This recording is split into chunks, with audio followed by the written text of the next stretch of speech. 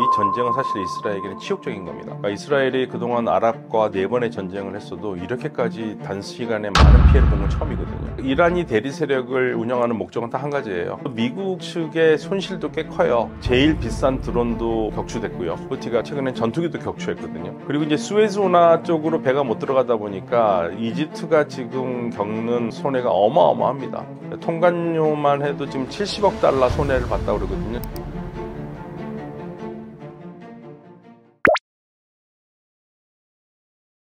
네, 2023년 10월 7일에 하마스가 갑작스럽게 이스라엘을 급습하면서 우리가 알고 있는 이스라엘 하마스 전쟁이 시작됐고요. 이 전쟁은 사실 이스라엘에게는 치욕적인 겁니다. 그러니까 이스라엘이 그동안 아랍과 4번의 전쟁을 했어도 이렇게까지 단시간에 많은 피해를 본 건 처음이거든요. 무려 며칠 사이에요. 하마스가 죽인 이스라엘 시민이 1200명에 달하고요. 250명을 인질로 끌고 갔습니다. 이거 어마어마한 사건입니다. 그래서 이스라엘은 이거를 이스라엘 9.11이라고 얘기를 할 정도로요. 굉장히 충격이었죠. 근데 사실은 전쟁이라고 보기가 어려울 정도로 사실은 하마스와 이스라엘군의 전력 차이는 대학생과 초등학생 차이라고 얘기도 할 수 있거든요. 그러니까 뭐 전쟁을 해서 하마스가 이길 수 있는 가능성은 없어요. 다만 하마스도 계산을 잘못한 게 원래는 이제 그 하마스를 지원하는 그리고 팔레스타인 독립을 지원하는 이란이 같이 싸워줄 것을 기대를 했고 요청을 했는데 이란이 거부를 했고 그럼에도 하마스는 우리가 들어가면은 따라 들어오겠지라는 생각으로 공격을 한 것 같아요.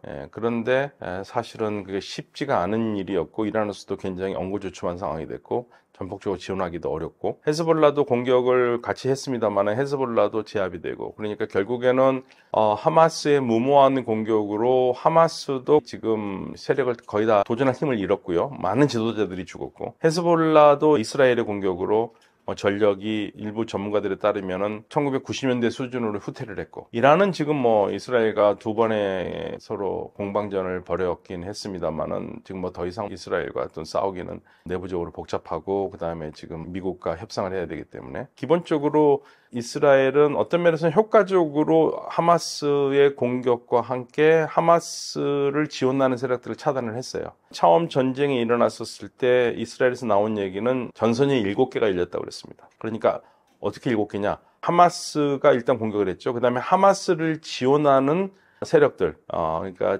요르단강 서안 지역에 있는 그러한 하마스 세력들, 그리고 레바논의 헤즈볼라, 그럼 벌써 3개죠. 그 다음에 이라크 민병대 4개죠. 그리고 이란이 있죠. 5개죠. 그리고 시리아 쪽에도 있죠. 6개죠. 그리고 마지막으로 있는 곳이 예멘 7개죠. 7개의 전선이 열렸던 거거든요. 7개의 전선이 열렸는데 그거를 중에서 지금 끝까지 이 이스라엘의 공격을 멈추지 않고 있는 곳은 예멘의 후티 반군입니다. 후티 반군 같은 경우에는 조건을 내걸고 있죠. 이스라엘이 하마스와 휴전을 하면 우리 더 이상 공격하지 않겠다. 그래서 이제 트럼프 대통령이 들어서서 잠시 휴전을 했습니다만은 궁극적으로 3차 휴전까지 해서 완전히 전쟁을 종결하는 걸로 됐었는데 1차 휴전 안에서 끝나버렸고요. 2차로도 제대로 넘어가지 못한 상태고 여전히 지금 이스라엘은 하마스의 완전한 항복, 완전한 제거를 얘기하면서 공격을 멈추지 않고 있고 하마스는 인질을 다 풀어줄 테니까 5년간 휴전하자고 제안을 했습니다만 이스라엘이 받아들이지 않았고요. 그러니까 이스라엘은 지금 현재 하마스가 완전히 가자 지역에서 나갈 것을 지금 목표로 하고 있어요. 그래서 지금 하마스와의 싸움은 계속 일어나고 있고 그 싸움이 계속되는 한 예멘의 후티 반군은 멈추지 않는 겁니다. 그래서 이제 예멘 후티 반군을 멈추기 위해서 미국이 아주 본격적으로 공세를 했죠. 왜냐하면 후티 반군이 문제가 되는 게 단순히 후티 반군이 이스라엘을 공격하는 게 문제가 아니라 후티 반군이 홍해의 입구를 막고 있거든요. 홍해의 입구를 막고 있다 보니까 무역을 하려는 배가 예를 들면은 인도 쪽에서 해서 아라비아 해로 들어와서 홍해로 들어가야 되는데 홍해로 들어가지는 못하는 겁니다. 그러니까 홍해로 들어가지 못하니까 홍해로 들어가서 수에즈 운하를 통해서 지중해로 나가야 되는데 그 길이 막혀버린 거예요. 그러니까 그 길을 뚫어야 되는 게 있죠. 그게 막히니까 지금 전부 다 지금 아프리카 희망봉 쪽으로 돌아서 가거든요. 그러니까 원래 수에즈 운하가 없었을 때 원래 그렇게 다녔거든요. 근데 수에즈 운하 때문에 그게 무려 2주의 기간이 단축이 됐는데 지금 2주를 더 가서 무역을 해야 되니까 물류비가 2배로 들죠. 들 수밖에 없는 거고. 그래서 이제 미국이 이거를 홍해를 소통을 하기 위해서 계속적으로 후티 반군을 맹폭을 하고 있습니다만은 맹폭하는 거에 비해서 후티 반군의 전력이 그렇게까지 소멸된 것 같지는 않아요. 미국의 언론 쪽에서는 20-30%밖에 지금 제거하지 못했다 얘기를 하고 있고요. 궁극적으로 후티 반군을 완전히 제거하려면 공습만은 되지는 않고 지상군을 투입을 해야 되는데, 지상군 투입하면은 그 피해가 너무 많이 나올 거기 때문에, 그러니까 후티 반군 피해라기보다는 지상군으로 투입되는 미군이 피해를 많기 때문에 그건 또 여론상 안 좋고, 그래서 지금 현재로서는 어마어마한 공습을 하고 있습니다만은 어마어마한 공습의 양에 비해서 실질적으로 얻는 전가는 그렇게 많지 않다라는 게 지금 중론입니다. 이란이 대리 세력을 운영하는 목적은 딱 한 가지예요. 이슬람 혁명을 성공하면서 사람들을 괴롭히고 못 살게 구는 왕을 제거했다. 그러니까 억압받는 사람들을 해방했다라는 혁명의 목표를 이뤘어요. 그런데 그 혁명은 이란 내에서만 끝나는 게 아니라 전 세계에 억압받는 사람들, 특히 누구냐면 팔레스타인 사람들 해방을 목표로 삼거든요. 당연히 팔레스타인 사람들을 괴롭히는 이스라엘의 시온주의자들을 제거해야 되겠다. 그럼 시온주의자를 제거하려면 시온주의자와 싸우는 사람들을 돕거나 우리가 만들어야 된다. 그래서 이제 그 대표적인 이 대리 세력이라는 게 이라크의 시아파 민병대, 그리고 레바논의 헤즈볼라, 그리고 또 그 시리아 쪽으로 이란의 민병대가 들어가 있죠. 이란이 후원하는. 그리고 레바논의 헤즈볼라 이렇게 해가지고 전부 다 있고, 그 다음에 하마스에다도 지원을 하고 있고요. 그리고 후티 반군도 지원을 하고 있는 거였거든요. 근데 후티 반군 같은 경우에는 이제 그 이야기가 좀 달라요. 이란은 우리는 지원한 적이 없다 얘기를 계속하고 있고, 그런데 이제 미국이나 영국 그리고 이스라엘 쪽에서는 무슨 소리냐, 니네들이 그 일반 어선을 가장해서 일반 어선에다 몰래 실어서 보낸 후티 반군 쪽으로 가는 무기들을 우리가 다 압수를 했는데 이게 니네 건데 뭔 소리 하고 있냐 얘기를 하고 있어요. 그러니까 이란은 공식적으로 우리는 후티 반군을 지원하지 않는다고 그랬지만 서방과 이스라엘은 그건 말도 안 된다, 이란이 계속 지원해왔다 얘기를 하고 있습니다. 그래서 이번에 후티 반군을 공격해서 이란의 지원을 완전히 끊게 만들겠다라는 것도 있고요. 또 더 나아가서는 이란에게 보여주는 하나의 그 맛보기도 있습니다. 만약에 미국이 지금 핵협상을 하고 있는데요, 핵협상이 잘못되면 이렇게 될 수도 있다는 걸 하나 보여주는 그러한 전시 효과도 있습니다. 그러나 지금 생각보다 공세에 비해서는 전가가 많지 않다라는 게 미국 언론총에 나오는 얘기고, 또 미국 측의 손실도 꽤 커요. 제일 비싼 드론도 격추됐고요. 후티가 격추했고, 그 다음에 최근에 전투기도 격추했거든요. 후티 쪽에서는 우리가 격추했다고 얘기를 하고 있습니다. 그러니까 미국 쪽에 손해가 있고, 그리고 이제 수에즈 운하 쪽으로 배가 못 들어가다 보니까 이집트가 지금 겪는 손해가 어마어마합니다. 통관료만 해도 지금 70억 달러 손해를 봤다고 그러거든요. 70억 달러면은 지금 현재 우리 환율로 보면 10조 원이 넘어요. 그러니까 이집트 경제가 결국에는 관광과 수에즈 운하 수입이 굉장히 중요한 목을 차지하고 있는데, 그 목이 지금 뭐 날아가 버렸으니까 이집트로서도 전전긍긍하고 있는 거고, 최근에 그 트럼프 대통령은 만약에 후티 반군을 제어를 해서 홍해의 길이 열리면 이집트에게 뭘 요구했냐면요, 그러면 우리 미국 배와 미국의 군함들은 모두 무료 통과시켜라, 우리가 들인 돈이 얼만데, 뭐 그런 요구를 했다라는 기사까지 나오고 있습니다. 근데 물론 이제 이집트에서는 아니 우리가 지금 손해본 것도 얼만데 거기까지는 우리가 할 수 없다라고 지금 얘기는 했습니다만은 계속적으로 그걸 요구할 것 같아요.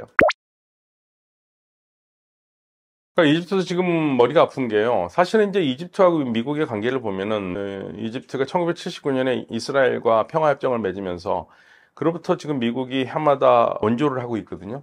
원조를 하는 금액이 상당합니다. 그런데 원조는 원조대로 받고, 사실 통관료도 미국한테 받아야 되는데 통관료를 미국 배나 미국 상선이나 군함에는 받지 말으라고 그러면 이제 이집트로서는 그 손해가 너무 크죠. 이집트가 미국으로부터 해마다 받는 게 한 13억 달러가 되고, 그런데 지금 뭐 수에즈 운하에서 나온 통관 손해가 70억 달러니까 그거를 뭐 7배를 받아도 지금 안 될 판인데 미국에 공짜로 해주기는 쉽지는 않을 거고요. 다른 방법으로 조정을 하겠죠. 다른 방법으로요. 여러 가지 조건이 붙을 수 있는데요, 뭐 금액적으로 조정을 한다든가, 아니면은 지금 이제 그 트럼프 대통령이 가자의 평화를 하면서 가자에 있는 사람들을 전부 다 이주를 시키는다. 220만에서 230만 되는 사람들을. 근데 그 중에 상당 부분은 이집트에 받아라. 그런 걸로 또 딜을 할 수가 있겠죠. 이집트는 계속 못 받는다고 그랬거든요. 근데 어느 정도 또 받는다는 얘기도 있었는데 그거와 연관해서 할 수도 있을 것 같아요. 그러니까 워낙 뭐 딜을 하는 게 여러 가지로, 거래가 여러 가지로 이루어질 수 있기 때문에 트럼프 대통령의 특징이 일단은 윽박 질러놓고 거기 상대방이 받아들일 수 없는 거를 던진 다음에 상대방과 의견을 조율해 가잖아요. 그러니까 그거는 미국이 원하는 방향으로 딜을 하겠지요. 저는 이 트럼프 대통령이 일기 때부터 항상 보여주는 게 압박 축구예요. 압박을 하면 상대방의 공간이 열리고 그 공간이 열리면 쉽게 이제 공격을 하는 그러한 스타일인데, 지금 계속적으로 통관료도 결국 통관료 싸게 더 공짜로 가겠다라는 단순한 것보다는 거기에 또 딜을 하기 위한 하나의 미끼일 가능성이 굉장히 크겠죠. 추측하기 어렵습니다. 트럼프 대통령은 이미 가자 재건안을 내놨고, 가자 재건안은 사실은 나쁘진 않아요. 가자를 미국이 책임지고 재건을 하겠다. 예, 좋죠. 가자가 그 지역이 쉽게 말하면 그 지중해하고 연해 있는 지역이기 때문에 해변도 아름답고 하면 좋죠. 근데 그 문제가 뭐냐면 트럼프 대통령의 가자 재건안의 가장 큰 문제는, 근데 거기 있는 사람들을 다 나와야 된다는 얘기예요. 그래. 그러면 재건하는 동안 나오는 거? 아니, 재건해도 못 들어가. 예, 그거잖아요. 재건할 때까지도 못 들어가고 재건한 다음에도 못 들어간다? 그러면 230만에 가까운 이 가자 지구 주민들은 어디로 가느냐? 다 분산 다른 나라로 다 가라 이거예요. 그럼 결국에는 가자에는 팔레스타인 사람들이 없는 거거든요. 그럼 이게 이제 가장 큰 문제는, 다른 거 다 떠나서 이거는 우리가 국제사회에서 말하는 인종청소입니다. 인종청소라는 게 사람만 죽이는 게 인종청소가 아니고요. 사람이 살던 곳에서 못 살게 내보내는 것도 인종청소거든요. 국제 범죄를 저지르는 거거든요. 그래서 이 가자 재건안을 어떻게 할 것인가가 초미의 관심사인데, 그래서 아랍 국가들이 깜짝 놀래가지고 이 안을 내놨어요. 그래서 우리가 생각해보니까 돈을 어느 정도 들고, 그래서 우리가 재건을 하는데 재건안을 내놨습니다. 그런데 이제 미국과 이스라엘이 그걸 거부했습니다. 이유는 한 가지예요. 아니, 새로 지금 너네 아랍 사람들이 너희들 재건한다는 재건안을 보니까, 재건한 다음에 하마스가 나간다는 얘기가 없네. 하마스가 계속적으로 있다는 얘기네. 그러니까 지금 결국에는 관건이 되는 거는, 아랍이 재건해도 좋은데 하마스는 나가야 된다는 얘기예요. 그러니까 하마스를 다 내보내라. 하마스가 더 이상 가자에서 있어서는 안 된다라는 게 지금 이스라엘과 미국이 내거는 조건이기 때문에, 만에 하나라도 그게 된다면은 가자는 재건 가능하겠죠. 근데 하마스가 안 나가려고 그럴 거고, 근데 이제 아직까지 비공식적인 얘기입니다만은 요르단 쪽에서는 하마스가 나가야 된다라는 얘기를 하고 있기는 해요. 그래서 어떻게 지금 이게 귀결이 될지는 초미의 관심사인데 예측하기가 지금 어려운 상황입니다. 아직까지 여전히 전쟁은 계속되고 있으니까요. 근데 그러니까 하마스가 가자에 있는 한 발자국도 지금 휴전도 안 되고 재건도 안 되기 때문에, 하마스 한 3,500에서 한 5,000 정도 된다고 대체적으로 추정을 하는데, 이 사람들을 전부 다 나가야 된다. 그러니까 더 이상 너희들 팔레스타인에 살면 안 된다고 하지만 그 사람들이 나갈 리가 없지 않습니까? 예, 그리고 또 일일이 누가 하마스인지 아닌지 다 확인하기도 어렵기 때문에 더 많을 수도 있고요. 예, 그런 부분이 지금 하마스가 걸림돌이 되고 있습니다. 그게 지도층과 민간인들은 다를 수밖에 없는데요. 일단 지도층들은 차가운 머리로 생각을 하고 일반 국민들은 뜨거운 가슴으로 받아들입니다. 그러니까 중동 국가들 중에서 하마스를 잘했다, 하마스가 좋다고 하는 그러한 지도자들은 없어요. 특별히 그 왕정 국가들은 더 그렇습니다. 하마스는 기본적으로 왕정을 타파의 대상으로 보거든요. 그들은 이 공화정주의자들이고 무슬림 형제다. 그래서 아마도 하마스에 대해서 가장 동정적인 나라가 있다면은 그 튀르키예, 그리고 알제리, 카타르 정도입니다. 다른 국가들은 하마스에 대해서 전혀 좋게 보지를 않아요. 그런데 그럼에도 예를 들면 사우디아라비아도 그렇고 하마스 나쁘다 얘기는 안 합니다. 왜냐하면 일반 국민들은 어떻게 생각하냐면 하마스를 테러 조직이나 이렇게 생각 안 하거든요. 하마스가 유일하게 굳굳하게 정의롭지 못한 이스라엘에 대항해서 싸우는 유일한 전사들이라고 생각하기 때문에 국민과 지도자의 감정 사이에는 큰 괴리가 있어요. 층이 커요. 그래서 중동 국가들은 하마스가 잘못했다고 생각을 하면서도 잘못했다는 말을 못하고 있고, 그리고 이 전쟁이 빨리 끝나기를 바라고는 있는데, 동시에 이스라엘이 너무 좀 심하게 때린다. 그러니까 지금 모든 초점은 이스라엘이 하마스를 때리는 거에 가 있지 않고, 이스라엘이 하마스를 때린다고 하면서 그 부차적으로 많은 피해를 받고 있는 민간인들에 가 있는 거죠. 그래서 전쟁을 멈춰야 된다라고 지금 계속 얘기를 하고 있습니다. 그리고 트럼프 대통령이 그런 얘기를 했거든요. 이집트의 시시 대통령에게, 야, 우리가 후티 반군을 정리를 해서 그러면 이제 수에즈운하 통과가 잘 될 수 있을 테니까, 그러면 이제 우리한테 좀 우리 미군 관계된 모든 배들로부터는 통관료를 받지 말아라. 근데 통관료 많이 받는데, 그랬었을 때 시시 대통령이 한 말 중에 하나가, 아니 그거는 후티 반군은 이스라엘 하마스 휴전만 되면 걔네들은 더 이상 공격 안 하니까 문제가 없는 거다, 이런 식으로 얘기를 하고 있어요. 그래서 빨리 휴전이 되길 바라고 있습니다. 휴전이 되길 바라고 있고, 그렇지 않고 계속 전쟁이 이어질 경우에는 사실 전쟁을 하는 이스라엘도 안 좋습니다. 네, 전쟁을 지금 벌써 2년이 다 돼 가거든요. 올 지금 10월 7일이면 2년이 되는데. 그래서 모든 국가들이 휴전을 원하지만 이스라엘은 사실 국민들도 휴전을 원하는데 네타냐후 총리가 지금 다른 계산을 하고 복잡한 계산을 하고 있어서 정치적으로도 그래서 아직까지 휴전이 되지 않고 있는데요. 중동 국가들은 휴전을 가장 원하고 있습니다. 아니요, 저는 석유는 고갈되고 있다고 보지는 않아요. 석유는 사실은 탐사 능력이 발전하면 발전할수록 석유의 그 매장량이 늘어나고 있습니다. 제가 대학원에서 공부할 때 저희 아랍 선생님이 야, 앞으로 석유 쓰려면은 이제 뭐 100년밖에 남지 않았는데 아랍 국가들 뭐 하는지 모르겠다고 그러는데 그때 1990년대 제가 우리 아랍 선생님한테 들었을 때의 석유 매장량과 지금이 더 많아졌어요. 그냥 탐사 능력이 늘어나기 때문에. 그러니까 지금은 오히려 석유 고갈이 문제가 아니라 석유가 있는데도 석유를 쓰지 않는 세상이 올 수 있다는 얘기입니다. 사실은 이 얘기를 2000년 6월 달에 석유의 현인이라고 우리가 얘기를 많이 하는데 석유의 현자. 사우디아라비아에서 오랫동안 석유 정책을 주물러 왔던 자키 야만이라는 분이 계신데 이분이 작고하셨는데 이분이 2000년 6월 달에 뭐라고 그랬냐면요. 석기 시대가 돌이 없어서 끝났냐? 아니지 않느냐? 석기 시대는 돌이 없어서 끝난 게 아니라 청동기 되면서 끝났잖아요. 마찬가지로 석유가 있어도 석유 시대는 끝난다. 2030년이면 석유를 살 나라가 없어서 석유를 한 방울도 못 판다. 그러니까 빨리 지금 산업 구조의 변화를 와야 된다라는 얘기를 한 적이 있습니다. 근데 그때만 해도 2000년만 해도 많은 나라들이 산유국들이 거기에 대해서 그렇게 크게 관심을 두지 않았습니다. 그런데 이제 미국의 셰일 에너지가 나오기 시작하면서 석유 시장이 정신없어지기 시작하고요. 그리고 재생에너지가 등장하면서 산유국들이 공포를 느끼기 시작한 거죠. 그러니까 뭐 전부 다 전 세계 모든 많은 나라들이 2030년, 2050년을 탄소 중립해서 화석 연료를 쓰지 않겠다. 그러니까 석유가스 연료를 쓰지 않겠다. 그 쓰지 않는 세상으로 가겠다고 하니까 이 아랍 국가들, 특히 산유 국가들, 중동의 산유 국가들은 걱정이 될 수밖에 없는 거죠. 그래서 이제 이 중동의 산유 국가들은 그러면 만약에 생각해 보세요. 전 세계가 만약에 교통 수단에서 우리가 흔히 쓰는 화석연료를 쓰지 않는다 그러면 약 30% 정도가 날아갑니다. 화석연료를 생산해서 그동안 먹고 살던 나라는 그러니까 다른 산업이 있다면은 걱정은 안 할 거예요. 그래? 석유 수요가 떨어지네. 100%에서 70으로 떨어졌네. 60까지도 떨어지겠네.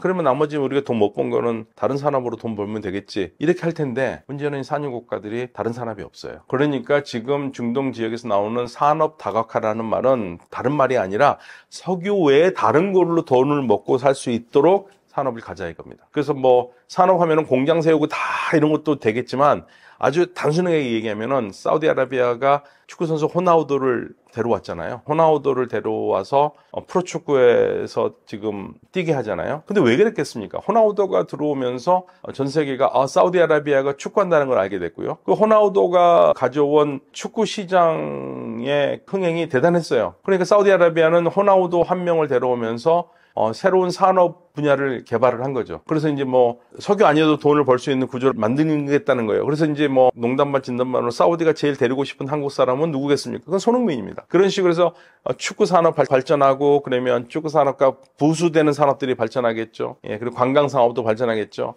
한국 사람들은 이제 손흥민 축구 보러 사우디아라비아에 가서 한 푼이라도 쓸 거기 때문에 그러면서 이게 산업 다각화라는 겁니다. 그러니까 즉 그동안에는 에너지 중심의 산업이었는데 그걸 벗어나자. 왜냐하면 전 세계가 자꾸만 우리가 만드는 에너지를 덜 쓴다고 그러니까. 그러면서 지금 중동 지역에 비상이 걸린 거죠. 사실은 성과가 그렇게 많지 않습니다. 거의 없다고 봐야죠. 왜냐하면 이게 거창하게 된 이유가 있습니다. 그러니까 무함마드 빈 살만 당시 왕세자가 생각했던 큰 그림이 있겠죠. 근데 사실은 이제 강박관념이 있어요. 어떤 강박관념이냐면 새로운 도시를 만들고 가야 되는데 많은 나라들이 그런 얘기를 하죠. 그러면 두바이 같이 만들겠습니까? 근데 사실 두바이하고 똑같이 뺏기는 건 자존심 상하는 거잖아요. 그러니까 무함마드 빈 살만이 뭐라고 그러냐면 아니 두바이 뺏기는 거 쉽다. 우리가 근데 그런 거 하는 게 아니다. 우리는 두바이가 보여주지 못한 뭔가를 보여주겠다. 사실 이게 강박관념인데 그래서 무함마드 빈 살만이 자기 생각이 있었겠죠. 그 자기 생각을 누구한테 얘기하겠습니까? 이제 컨설턴트의 맥켄지 그룹에 얘기하죠. 그 맥켄지는 안 된다는 얘기는 안 하는 거예요. 그냥 왕세자가 원하는 대로 그림을 그린 겁니다. 그게 이제 네온 프로젝트거든요. 네온 프로젝트인데 사실은 이게 네온 프로젝트가 비현실적이죠. 비현실적일 수밖에 없는 게 실현성을 두고 한 게 아니라 일단 그림을 크게 그려놓은 거거든요. 그래서 전 세계가 놀랬고 그다음 관심을 끌어내는 성공했어요. 생각해 보세요. 높이 500m짜리의 그 건물을 170km를 연속으로 쌓는다? 그건 저같이 건축 못하는 애들도 안 된다는 거 알 거잖아요. 그게 롯데월드 높이인데, 롯데월드 타워 높이를 170km, 서울에서 대전까지? 오우. 그런데 사실은 저도 이제 방송에서 이런 얘기를 하면서도 안 된다라는 얘기를 제가 일부러 안 했습니다. 왜냐면 뭐 여러 가지로 국가적으로도 우리 기업에도 혹시 손해가 될까봐 잘 되길 바란다고만 얘기를 했죠. 근데 사실 비현실적인 거거든요. 근데 그게 비현실적이 될 수밖에 없는 게 맥켄지가 그거를 그냥 원하는 대로 그린 겁니다. 그런데 그래서 되면 좋겠는데 문제는 뭐냐면 공사비가 너무 들어요. 공사비가 드는데 그냥 공사비가 들더라도 그 재원이 있으면 할 수 있겠죠. 예, 재원이 있으면 할 수 있겠지만 문제는 뭐냐면 석유값이 그러려면은 배럴당 100달러는 넘어야 돼요. 사우디아라비아가 보통 재정 균형을 맞추려면은 그러니까 우리가 지금 시중에서 파는 유가 말고요. 재정 균형 유가, 즉 재정적으로 적자가 되지 않으려면 보통 사우디아라비아 상황에서 보면 석유 1배럴당 한 95달러는 돼야 되거든요. 예. 그런데 석유 1배럴당 95달러가 턱없이 안 되지 않습니까? 지금 현재는 뭐 지금 65달러에서 왔다 갔다 하고 있으니까 어렵죠. 당연히 그 원한대로 하기는 어렵고 그래서 계속 축소를 해가고 있고 그렇지만 지금 축소를 하고 있고 상당히 크게 축소를 하고 있고 줄여가고 있지만 기본적으로 해야 되는 게 있죠. 왜냐하면 사우디아라비아가 엑스포 유치했죠. 그리고 월드컵도 유치하죠. 그다음에 가장 지금 발등에 불 떨어진 게 2029년 동계 아시안 게임이 있거든요. 이런 것들을 하려면은 일단은 축소해서라도 가장 기본적인 시설을 만들어야 되기 때문에 그런 면에서 산업다각화의 작업은 계속하겠습니다만은 네옴과 같은 거대한 프로젝트는 상당 부분 축소되거나 폐지된 상태에서 개발될 가능성이 큽니다. 현재로서는.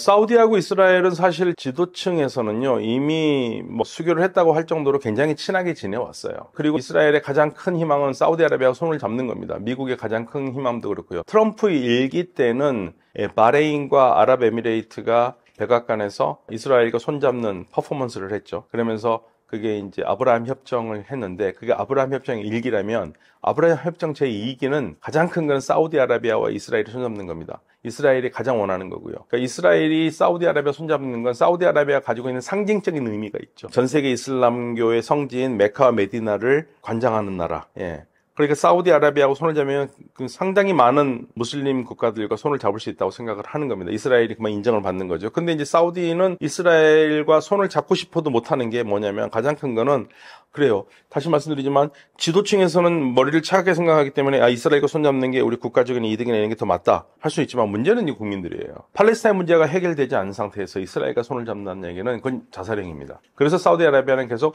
팔레스타인 문제가 선 해결이 된 다음에 그러면 되면은 이제 잡겠다라는 거죠. 근데 팔레스타인 문제를 어떻게 해결하느냐? 국가를 세워야 된다 이거예요. 두 국가. 팔레스타인 국가를 세워야 된다 이거예요. 예, 그렇게 해결이 돼야지만이 사실은 그렇게 해결이 돼야지만이 사우디도 국민들에게 할 말이 있는 거죠. 그렇지 않은 상태에서는 어렵습니다. 따라서 사우디아라비아하고 이스라엘이 손을 잡으려면 가장 지금 중요한 거는 먼저 가자 지역이 휴전이 돼야 되고 그리고 궁극적으로 팔레스타인 국가라는 실체가 등장하고 그게 확실시 돼야지만이 사우디하고 이스라엘이 손을 잡을 수 있는 기본 바탕이 됩니다. 현재로서는 어려워요. 말도 못 꺼냅니다. 지금 사우디아라비아는 계속 그 얘기 해왔습니다. 이스라엘과 손잡는 전제 조건은 팔레스타인 문제 해결이다. 현재 네타냐후 총리 정부에서는 없습니다. 현재 네타냐후 총리 정부는 지금 어떻게 해서든지 팔레스타인 사람들을 밀어내고 아예 안전하게 이스라엘이 전체를 다 갖고 싶어하는 게 네타냐후 정부에 있는 극우파들의 생각이거든요. 그 사람들은 그래서 모든 팔레스타인 사람들 쫓아내고 싶어하는 사람들인데 거기에 국가를 만들어준다는 것은 있을 수가 없는 일이죠. 그래서 현재 지금 네타냐후 정부에서는 불가능한 일입니다.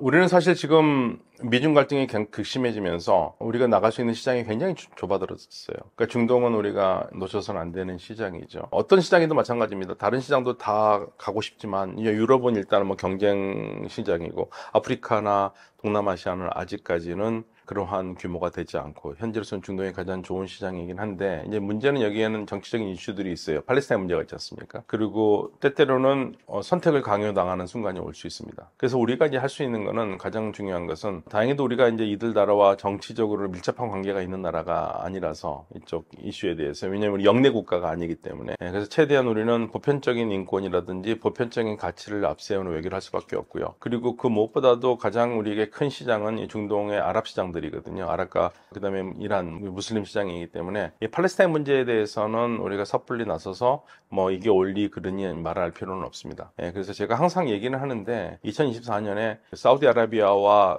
정상회담을 하면서 공동성명을 내놨거든요. 그때 사우디아라비아의 팔레스타인 해결책이 있습니다. 우리는 그 해결책을 지지하고 지원하면서 우리가 지지하고 지원한다고 얘기를 했거든요. 팔레스타인 문제의 평화롭고 항구한 해결을 위해서 우리가 동참한다라는, 그리고 인도적 지원을 아끼지 않는다라는 거, 팔레스타인 사람들에 대한 인도적 지원을 아끼지 않는다라는 그런 입장들을 계속 견지하면서 중동 시장에서 우리 기회를 계속 살려가야겠죠. 여기에서 누구 편을 들고 정치적으로 뭐 하마스가 나쁘지만 하마스를 뭐 정부 차원에서 뭐 나빠요 하면서까지 아랍 사람들의 마음에 상처를 낼 필요는 없을 것 같아요. 그러니까 하마스가 분명히 잘못했죠. 잘못했는데 그거를 지속적으로 비난하면서 얘기하는 것은 우리에게는 좋은 건 아닙니다. 솔직한 말로. 그거를 뭐 아랍 국가들은 왜 안 하고 싶겠습니까? 아랍 국가들도 그렇게 하고 싶겠죠. 근데 그렇게 안 하는 이유가 다 있지 않겠어요? 근데 우리가 그런 아랍의 민심을 읽어야 된다는 얘기죠.